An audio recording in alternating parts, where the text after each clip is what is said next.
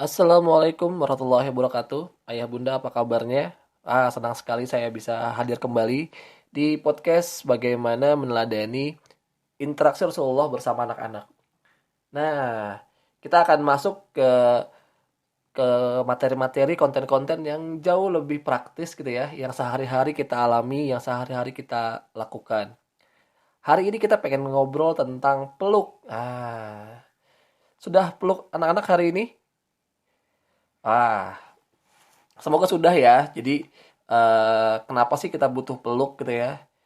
Dan kenapa sih Rasulullah juga sangat suka memeluk cucu anak-anaknya dan anak lainnya? Nah, ada beberapa kisah bagaimana Rasulullah memeluk cucu anaknya atau anak-anak lainnya. Jadi suatu ketika Abu Hurairah bersama Rasulullah pergi ke sebuah pasar. Lalu kemudian dia lewat rumahnya Fatimah. Dan Rasulullah bertanya kepada Fatimah, apakah luka ada? Luka itu maksudnya Hasan. Kemudian Hasan keluar dan menemui Rasulullah dan mereka berpelukan. Sambil berpelukan Rasulullah bersabda, "Ya Allah, aku mencintainya. Maka cintailah ia dan cintailah siapapun yang mencintainya." Nah, bagaimana ternyata Rasulullah begitu mencintai Hasan bin Ali, cucunya yang tercinta. Jadi datang langsung peluk, sambil dipeluk dibilang cinta. Wah, itu pasti senang sekali Ali bin Hasan dipeluk seperti itu ya. Nah, lalu kemudian ada sebuah cerita. Suatu ketika Rasulullah mencium Hasan bin Ali. Waktu itu ada sahabat Rasulullah Al-Aqra yang hadir. Al-Aqra bilang, "Aku memiliki 10 orang anak dan aku tidak pernah mencium satupun dari mereka." Rasulullah melihatnya dan kemudian berkata, siapapun yang tidak memiliki rasa kasih sayang, maka dia tidak akan disayang. Wah, itu jelek banget kan. Bayangin kalau kita nggak sayang, gimana mau disayang gitu ya. Nah, salah satu cara kita menunjukkan sayang kita itu adalah dengan tadi, dengan memeluk anak kita, gitu. Dengan mencium anak kita, gitu. Jadi pelukan, ciuman, sentuhan fisik ini penting buat buat mereka gitu. Kenapa? Karena yang pertama adalah anak-anak ini butuh yang disebut dengan attachment atau kelekatan. Nah, attachment itu ada dua nih. Yang pertama emotional attachment, yang kedua physical attachment. Jadi, nah pelukan ini itu membuat anak-anak mendapatkan kelekatan fisik dari orang tuanya. Nah, kita tahu bahwa kelekatan ini penting sekali dalam perkembangan anak. Kenapa? Karena nantinya gini. Jadi kalau kita balik ke teori perkembangan anak gitu ya. Jadi masa usia 0 sampai setahun tuh disebut dengan masa percaya dan tidak percaya. Trust dan mistrust. Nah, kalau di usia 0 sampai 1 tahun ini anak itu merasa disayangi, dicintai, maka dia akan percaya bahwa dunia ini adalah dunia yang aman buat dia. Nah, salah satu yang membuat dia merasa dicintai dan disayangi adalah pelukan. Pelukan orang tuanya, pelukan ayahnya, pelukan ibunya. Nah, makanya penting banget nih ketika kita banyak-banyak peluk anak dari mulai usia dini. Supaya dia dia merasa bahwa dunia itu aman buat dia. Sehingga nanti dia akan percaya bahwa dunia itu nggak akan menyakiti dia gitu. Jadi pentingnya kelekatan ini awalnya di situ. Pertama itu. Jadi bagaimana anak-anak tuh butuh kelekatan emosi.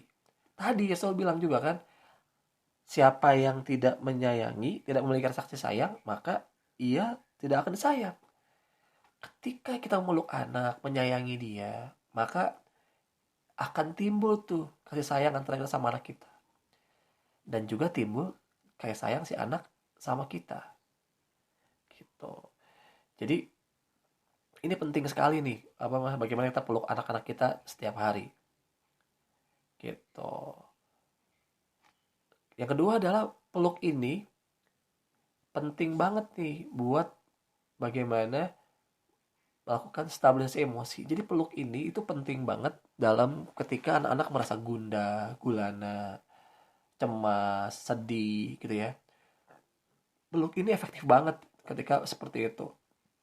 Jadi pelukan ini membuat dia tenang, dia lebih stabil emosinya, membuat dia lebih apa ya, turun tuh ketakutannya, kemarahannya gitu.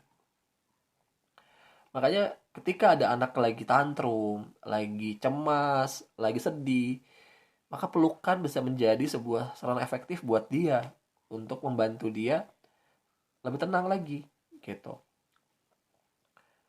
Pengalaman saya sekian lama membantu anak-anak dalam kondisi bencana gitu ya, darurat gitu ya. Jadi ketika saya sudah nggak bisa lagi tuh untuk bantu mereka dengan berbagai cara teknik stabilisasi emosi lainnya, maka ya udah saya peluk aja mereka, peluk terus kemudian diusap. Nah, saya tambahin nih beberapa teknik musapnya. Jadi apa tadi ya, peluk dengan erat. Peluk itu ya peluk beneran, bukan rangkul. Beda peluk sama rangkul ya gitu ya. Nah, peluk, peluk gitu ya. Setelah dipeluk, terus kemudian usap, usap punggungnya. Nah, usapan ini biasanya tuh kita kalau mengusap anak-anak itu turun naik, ya kan? Pokoknya ngacak aja, usap aja gitu ya. Nah, lebih mantap lagi itu kalau ngusapnya searah saja, yaitu ke bawah. Jadi sambil dipeluk, usap ke bawah, angkat tangannya, naikin ke atas lagi, usap lagi ke bawah, angkat tangan terus begitu. Jadi kayak kayak muter tangan kita, nggak turun naik gitu. Jadi ini akan membantu banget anak-anak supaya jauh lebih apa namanya, jauh lebih tenang, jauh lebih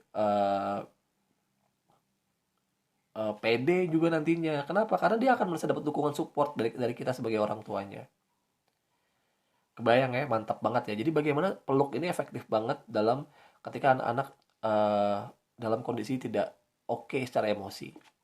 Nah, satu tipsnya juga adalah makanya kita bisa mengganti kata gendong dengan peluk sebenarnya. Jadi dari kecil itu, dari mulai ketika anak-anak bayi ini, ketika kita angkat dia, misalnya dia nangis nih, kita angkat dia kan, kita angkat dia, terus kemudian kita taruh di pelukan kita, di gendongan kita, maka bilangnya itu adalah, sini ayah peluk, sini bunda peluk.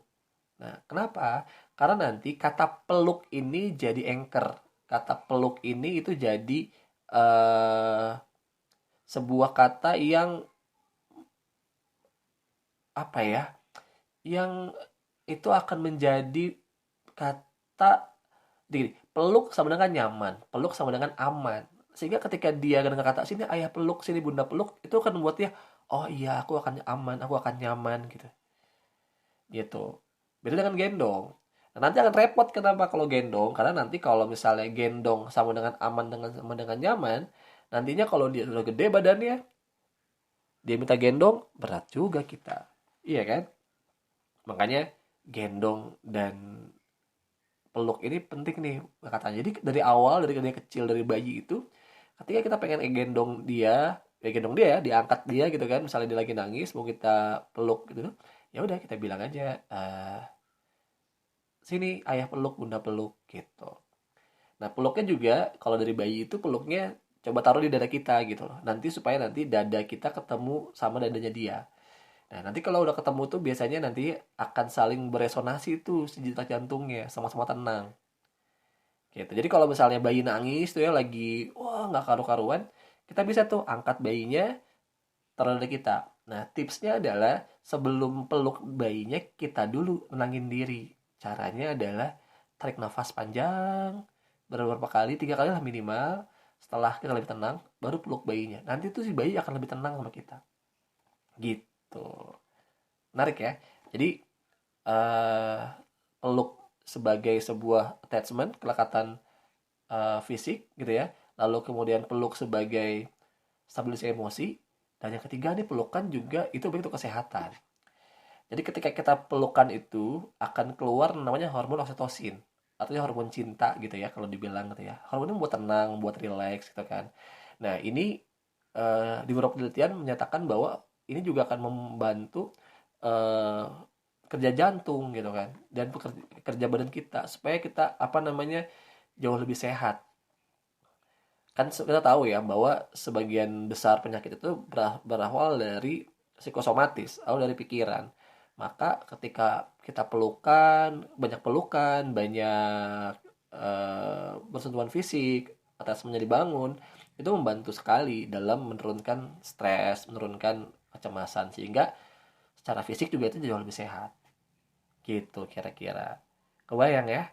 Jadi, dan berapa kali pelukan sehari? Nggak ada jumlah pastinya sebenarnya. Tapi kita bisa sebanyak mungkin lah pelukan sama anak kita.